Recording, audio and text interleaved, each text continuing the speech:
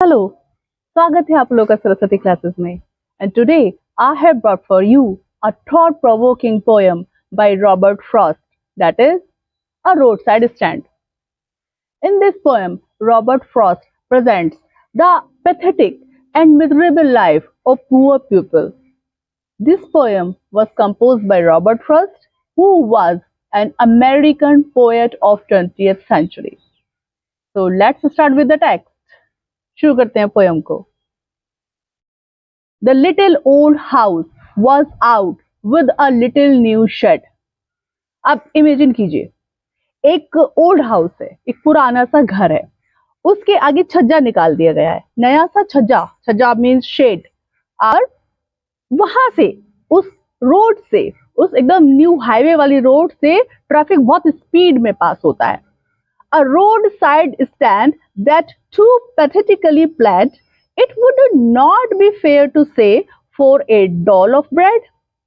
A roadside stand, वो एक road side stand बन गया है. रोड साइड स्टैंड मीन्स वो जो सड़क के किनारे होते हैं ना, चाय की टपरी, सब्जी का खोका, whatever you want to say, आप उसको कुछ भी कह सकते हैं. मीन साइड में जो वेंडर्स अपनी टोकरियां वगैरह लगाकर छप्पर के नीचे सब्जियां या फिर दैनिक आवश्यकता की चीजें बेचा करते हैं, that is called road side stand. तो वो जो रोड साइड स्टैंड है, इट पैथेटिकली प्लेड. पैथेटिकली मतलब बड़ी ही दयनीय अवस्था में, बड़ी ही मिजरेबल अवस्था में. प्लेड याचना कर रहा है, विनती कर रहा है. It would not be fair to say for a dole of bread.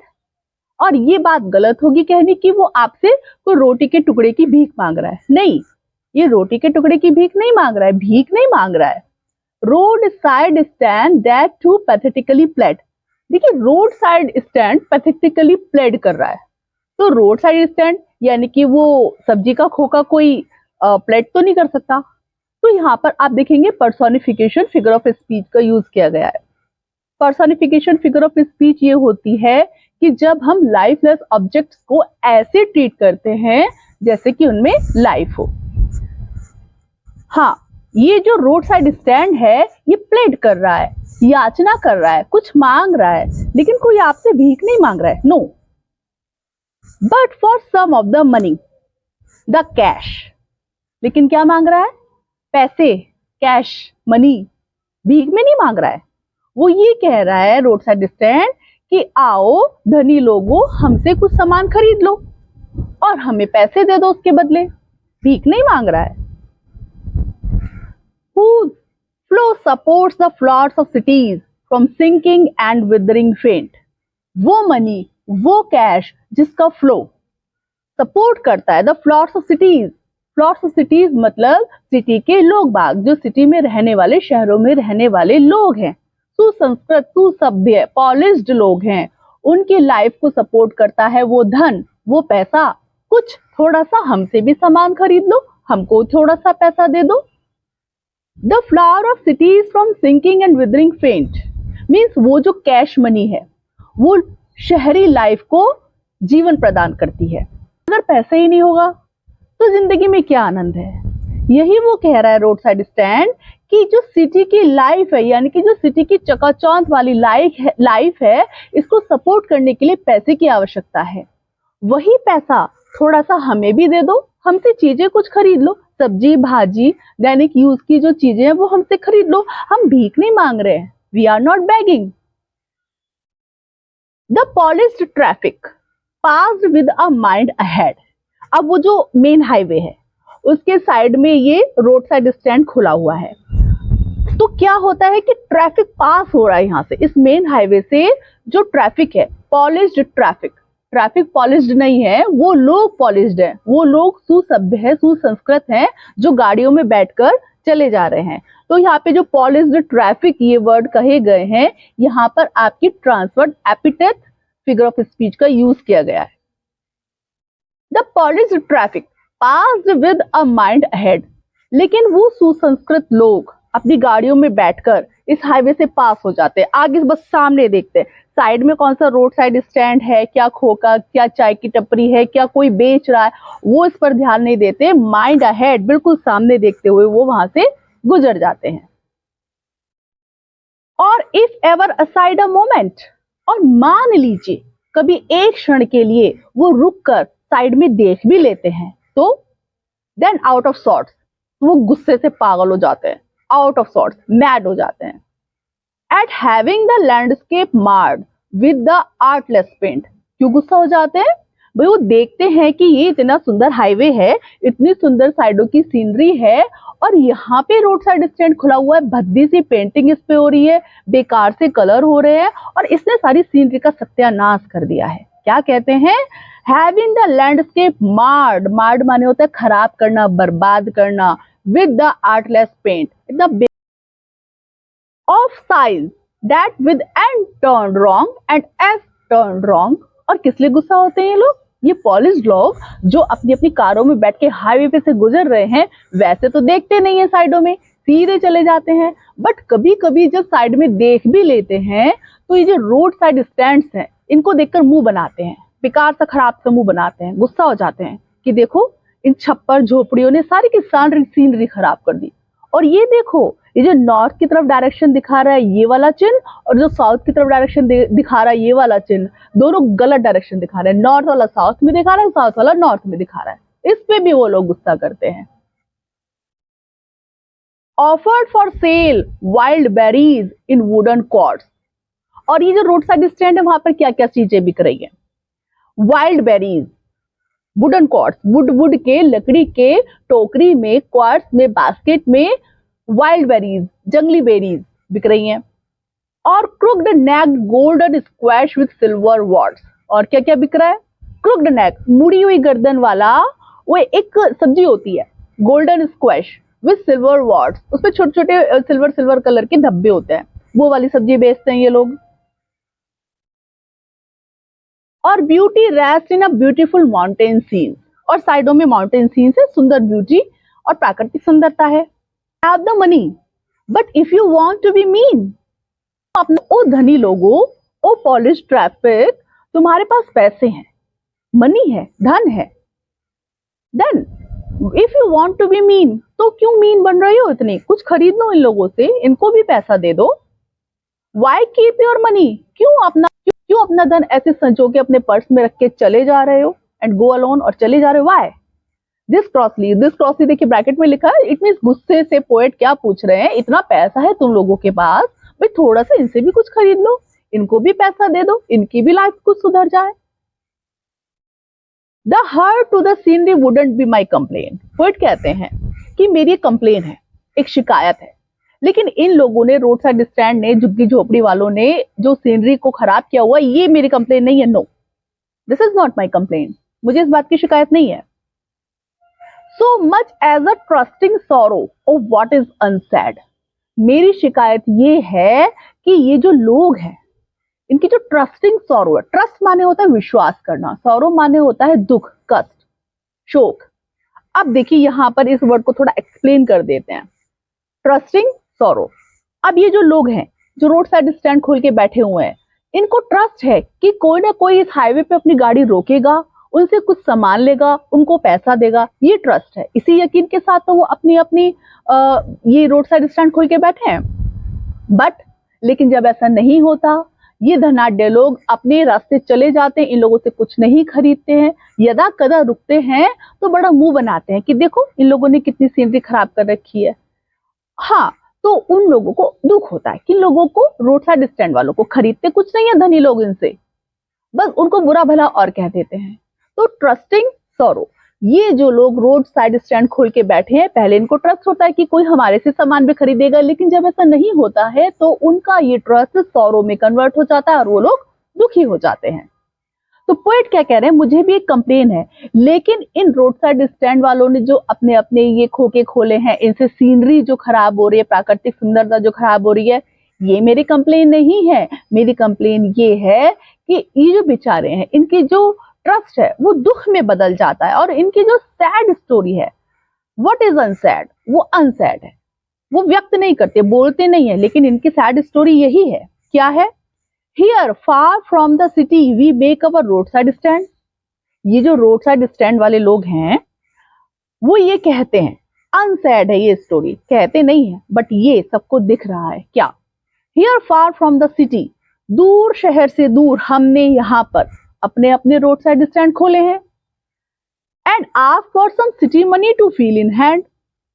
और हम क्या चाहते हैं कि वो सिटी में रहने वाले लोग हैं, थोड़ा सा पैसा भी हमको दे दें, हमसे सामान खरीद लें।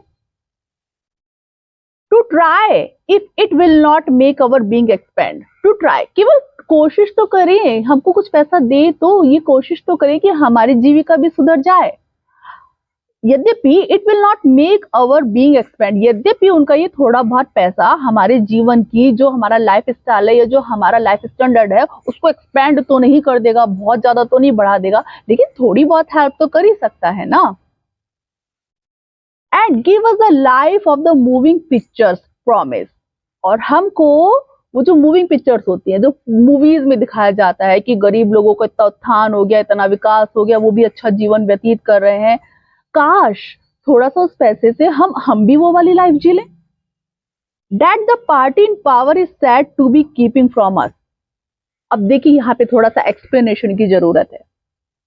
जो लोग विपक्षी दल के होते हैं पार्टी में, नेता लोग, वो लोग क्या करते हैं, वो ये बताते हैं कि आपको जो रूलिंग पार्टी गवर्नमेंट है, इसने आपको आपकी सुविधाओं से वंचित कर रखा है, आप लोगों को ऐसी सुविधा मिलनी चाहिए, रोटी कपड़ा मकान की बेसिक सुविधाएं पूरी होनी चाहिए, और जब हम आएंगे ना पावर में, तब आप लोगों को ये सारी सुविधाएं प्रदान करेंगे।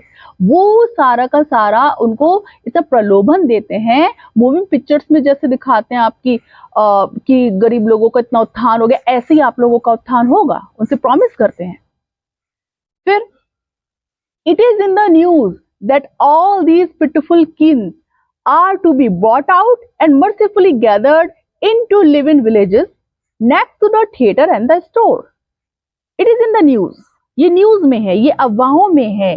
क्या है कि ये जो सारे बेचारे गरीब लोग हैं, इनको ले जाया जाएगा और बड़े ही प्यार से, सहानुभूति से इनको एक गांव में, एक जगह पे बसाया जाएगा, और उसी गांव में, उसी जगह पर पास में थिएटर भी होंगे, दैनिक आवश्यकताओं की चीजें मिलने के लिए स्टोर्स भी होंगे, सारी आपकी रोजमर्रा की आवश्यकताओं की पूर्ति होगी। ऐसा इन लोगों को प्रलोभन दिया जाता है मंत्री नेताओं के द्वारा। Where they won't have to think for themselves anymore। और उस जगह पर इन लोगों को अपनी जीविका कमाने की या फिर किसी और तरीके के बारे में सोचने की आवश्यकता ही नहीं पड़ेगी, इतनी सुविधाएं दी जाएंगी। ऐसा प्रलोभन ये लोग, पार्टी वाले लोग, इनको देते हैं। While greedy good doers, beneficent beasts of prey। इस लाइन को ध्यान से पढ़िए।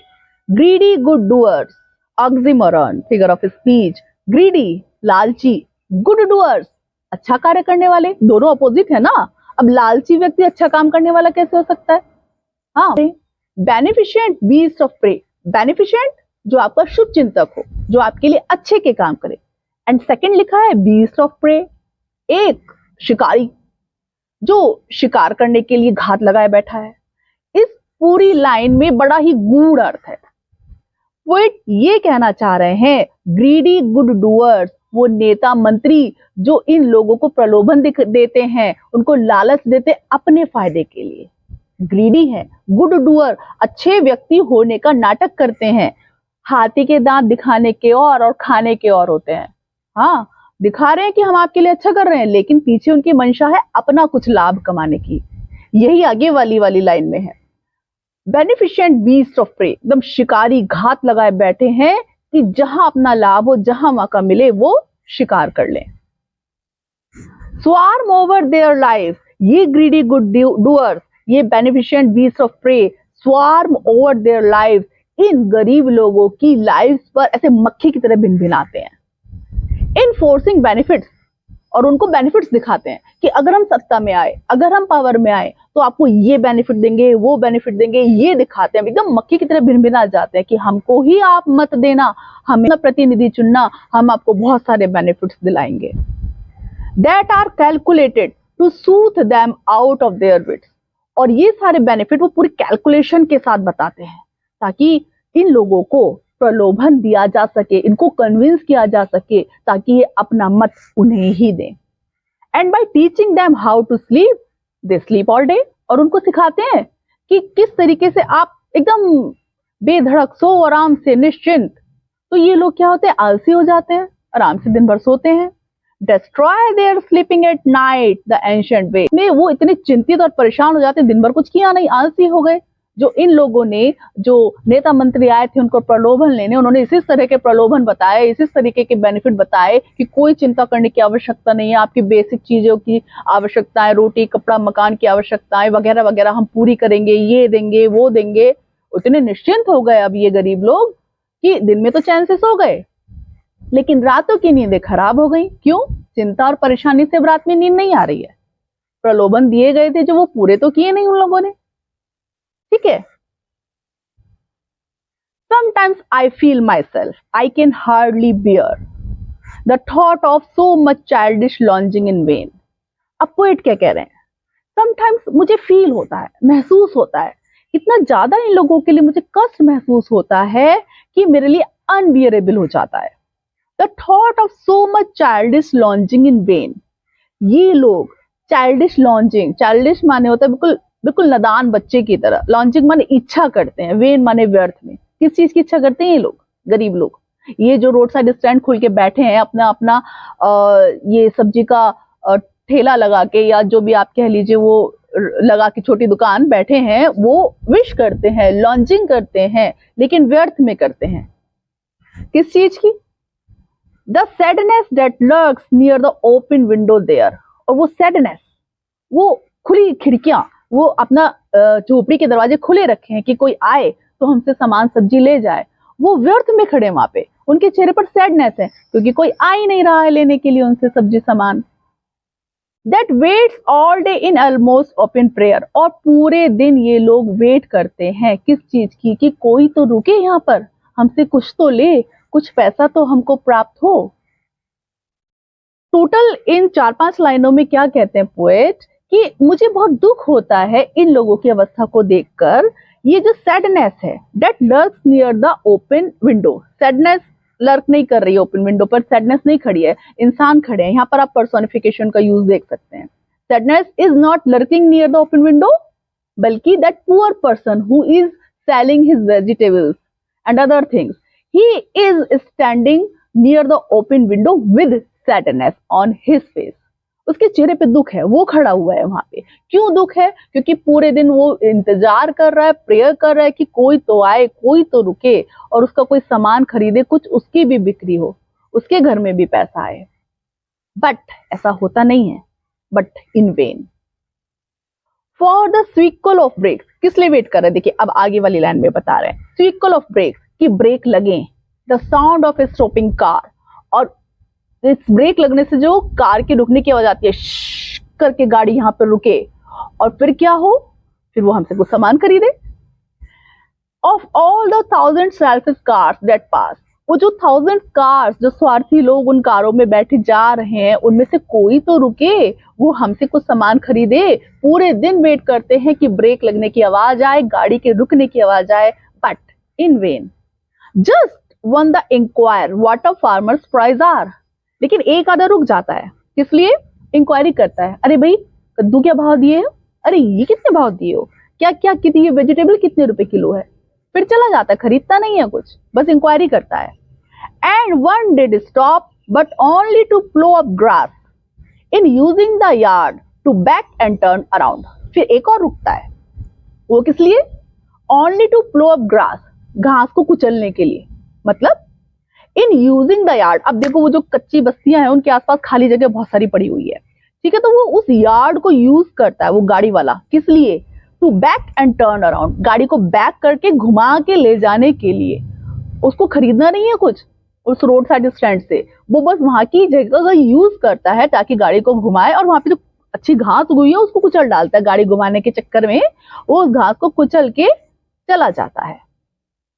And another to ask the way to where it was bound. एक और रुकता है, वो क्या पूछता है? अरे भाई ये रास्ता किधर की तरफ जाता है? कोई भी इन रोड साइड स्टैंड वालों से कोई भी सामान खरीद नहीं रहा है, केवल इंक्वायरी करता है। कोई कोई रास्ता पूछता है और कोई उस जगह का प्रयोग अपनी गाड़ी को टर्न बैक करने के लिए करता है। And another to ask could they sell it a gallon of gas. एक तो बड़ा ही बेवकूफाना वाला क्वेश्चन पूछता है। क्या पूछता है? दे sell it a gallon of gas, भैया गैस बिकती है क्या?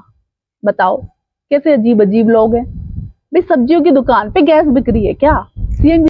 अजीब कार्टून लोग हैं। They couldn't, they had none, didn't it see. अब पोएट गुस्से से कहता है, क्रॉसली मतलब गुस्से से कह रहा है, अरे देख नहीं सकते हैं यहाँ पे गैस नहीं मिलती है, अजीब लोग हैं, उनको पता नहीं चल रहा है क्या मिलता है क्या नहीं मिलता है। ठीक है, अब हम लास्ट स्टेंजा पे आते हैं। No in country money the country scale of gain, the requisite lift of spirit has never been found. अब देखिए आखिरी में क्या कह रहा है पोएट कि मान लीजिए कोई इनसे स्ट्रीट वेंडर से, इनसे रोड साइड स्टैंड वालों से कुछ सामान खरीद भी ले और इनको कुछ पैसा दे भी दे, तो भी इनके जो लाइफ स्टैंडर्ड है वो बहुत अच्छा नहीं उठ पाएगा।